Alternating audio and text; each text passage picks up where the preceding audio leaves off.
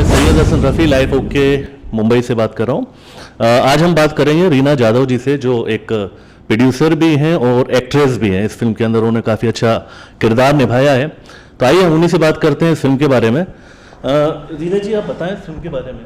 Merit animal, ये जो title है मुझे बड़ा कंफ्यूज करता है, तो इसके बारे में बताएं। जी, हमने एक्चुअली सोचा इसीलिए मेरिट एनिमल समथिंग कुछ हट के होना चाहिए। ये कॉन्सेप्ट हमें हमारे जो ज़िंदगी में जो एक्चुअली जो भागती दौड़ती ज़िंदगी है उसको ध्यान में रखते हुए एक्चुअली मेरिट एनिमल नाम रखा हमने, क्योंकि आजकल जो स्टूडेंट हैं उनके पेरेंट्स के बहुत एक्सपेक्टेशन रहते हैं। हर एक को अव्वल आना होता है, मेरिट में आना होता है। फिर उनको ऐसा लगता है कि नहीं, वो कहीं पे रॉन्ग नहीं है, बट कि अगर अच्छे मेरिट में ही आते हैं तो ही आपको अच्छा कॉलेज मिलेगा, अच्छे जगह पे, लाइक फॉर द इंजीनियरिंग रहने, डॉक्टर के लिए, हर जगह पे। तो ये जो सारी सोच ध्यान में रखते हुए हमने इस पे फोकस किया है मेरिट एनिमल, क्योंकि भागते रहना तो कौन भागता है, एनिमल ना, लाइक एनिमल। तो यहाँ पे हम भूल जाते हैं कि हम इंसान हैं। तो ये कॉन्सेप्ट ध्यान में रखते हैं हमने मेरिट एनिमल एक्चुअली ये नाम रखा। इस सोशल आपने लोगों तक मैसेज पहुंचाने के लिए इस सब्जेक्ट को चुना आपने, और आपको ये अंदाज़ा था कि ये नेशनल और इंटरनेशनल लेवल पर भी लोग इसको इतना पसंद करेंगे, तो इसके बारे में आप क्या कहना चाहेंगे? जी, एक्चुअली ये जब हम बना रहे थे तब मतलब इतना सोचा नहीं था कि हाँ इतने सारे नॉमिनेशंस अवार्ड्स मिलेंगे, पर एक कॉन्सेप्ट ध्यान में ये था कि ये लोगों तक तो पहुंचना चाहिए। दिमाग में था कि हाँ मैंने जो बनाया है ये सही है और ये सोशल कॉन्सेप्ट है, सच्ची में इसको दुनिया तक आना चाहिए। और फेस्टिवल में इतना रन होगी ये एक्चुअली नहीं सोचा था। ये तो थैंक्स महालक्ष्मी कि सच्ची में कि उन्होंने मतलब बहुत खुशी होती है। अभी ये मैं एक्सप्रेस नहीं कर सकती हूँ, बट हाँ कि ये एक्सपेक्ट नहीं किया था, और जब आप एक्सपेक्ट नहीं करते हो सडनली ये चीज़ें होती है तो आपको क्या होता है ना, आपको मोटिवेशन मिलता है अगली पिक्चर के लिए कि हाँ मैं इससे और बेहतर बना सकती हूँ।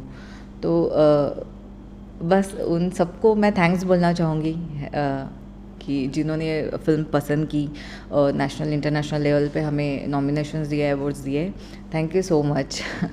आपने खुद भी इसके अंदर किरदार निभाया है, प्रोड्यूस भी करी है फिल्म, तो ये किसने आपको सजेस्ट करा था, या आपका खुद के दिल की बात थी कि मैं इसके अंदर जब प्रोड्यूस कर रही हूँ तो मैं इसमें एक कैरेक्टर भी निभाऊँ?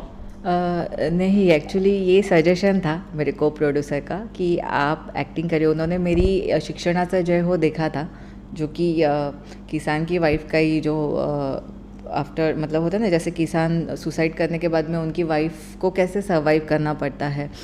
तो ये चीज़ें एक्चुअली उन्होंने देखी थी, मतलब जो ट्रेलर्स है यूट्यूब में, तो उन्होंने बोला इससे ज़्यादा तो कोई तुझे ये फिल्म करनी है और ये कैरेक्टर है। तो फिर मैं थोड़ी सरप्राइज़ थी कि उनका कॉन्फिडेंस था, कि उनको ये था कि मैं कर लूँगी। और डायरेक्टर ने भी, जैसे डायरेक्टर जो हमारे फिल्म के हैं जुनैद जी, इन्होंने भी कहा कि ये रीना जी आपको किरदार करना है। तो मुझे लगा ठीक है, जब ये दोनों जन कह रहे हैं इट मीन्स ठीक है, आई कैन डू इट। तो ऐसा नहीं था कि मैं ही प्रोड्यूस कर रही हूँ तो मुझे करना चाहिए, पर उनको ऐसा लगा कि हाँ ये बेहतर कर सकती है, तो इसके लिए कितना कितना डिफिकल्ट था बच्चों के साथ काम करना? अमूमन ऐसा होता है कि बड़ी तकलीफ़ें आती हैं, परेशानी होती है, डायरेक्टर को बार बार रीटेक का तकलीफ होता है, तो आपके साथ में कुछ इस तरह की घटना हुई या बच्चों को सिखाना पड़ा बार बार? सर इस मामले में एक्चुअली मैं बहुत लकी हूँ कि बच्चे सच्ची में होनहार थे। तो रीटेक्स तो सर हो ही जाता है, बड़ों के वजह से होता है, ज़रूरी नहीं है छोटे हैं। पर एक्चुअली मुझे इन बच्चों के साथ काम करने में बहुत मज़ा आया। सच्ची में लगा ही नहीं कि इनको कुछ सिखाने की ज़रूरत है, तो काफ़ी चीज़ें बहुत इजीली हो गई। तो बिल्कुल ऐसे कुछ बैड एक्सपीरियंस बिल्कुल नहीं है। या बार बार रीटेक होता है तो कॉमन है, एज अ बीइंग एक्टर आप फिल्में करते हो तो वो तो होता ही है कि इंसान है आखिर। तो क्या होता है, नेचुरल चीज़ें भी तो निकलनी चाहिए ना, तो वो आम बात है। ये जो सब्जेक्ट उठाया आपने से, ये नेशनल मुद्दा भी बन सकता है जिस तरह का ये सब्जेक्ट है, इस पर आपका क्या कहना है? सो मैं चाहती हूँ नेशनल मुद्दा बने एक्चुअली, इसीलिए तो एक्चुअली बनाया है ये, कि मोटिव ही वो है कि इन तीनों लोग फोकस करें। जैसे जी, जैसे पेरेंट्स चाइल्ड भी हार नहीं मानना चाहिए, पेरेंट्स को भी फ्रेंड बनना चाहिए। इवन एजुकेशन जो अपना सिस्टम है थोड़ा और ध्यान देना चाहिए। फैसिलिटी तो बहुत दी है, पर थोड़ा सा उनको ये ध्यान देना चाहिए कि अब हो रहा है क्या, रियलिटी में ये चीज़ें हो रही है, स्पेशली ग्रामीण साइड में, विलेज साइड में। तो अगर मुद्दा बन रहा है तो मुझे ऐसा मतलब लगेगा कि हाँ, मेरी फिल्म को न्याय मिल गया, जो एक्चुअली मेरा मोटिव था। अच्छा, पोस्टर में हम देख रहे हैं, इसके अंदर हमें ऐसा एहसास होता है, दिखता है कि ये कहीं ना कहीं गांव की लोकेशन को आपने चुना है। तो ये लोकेशन का के बारे में बताया। हाँ, ये लोकेशन अकोला का है, अकोला ग्रामीण विभाग, जहाँ पे टिपिकल आदिवासी लोग रहते हैं। तो वहाँ पे हमने ये लाइव शूट किया, लाइव लोकेशन एक्चुअली हमें मिला, तो हमने वहीं पे शूट किया है। एंड वहाँ के लोगों के प्रॉब्लम्स भी जाने कि एग्जैक्टली वो कैसे फेस करते हैं, तो इससे हमें बहुत हेल्प भी हुई एक्चुअली ये फिल्म सही तरीके से दिखाने की।